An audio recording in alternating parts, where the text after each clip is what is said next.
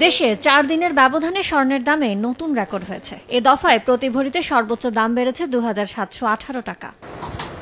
রোববার বাংলাদেশ জুয়েলার্স সমিতি বাজুস এক প্রেস বিজ্ঞপ্তিতে জানায়, সোমবার থেকে দেশের বাজারে হলমার্ক করা প্রতি ভরি ২২ ক্যারেট মানের স্বর্ণ বিক্রি হবে ১,৮১,৫৫০ টাকা, ২১ ক্যারেট ১,৭৩,৩০৪ টাকা এবং ১৮ ক্যারেট ১,৪৮,৫৪১ টাকা। এছাড়া সনাতন পদ্ধতির প্রতি ভরি স্বর্ণের দাম বেড়ে হবে ১,২৩,০৬৭ টাকা।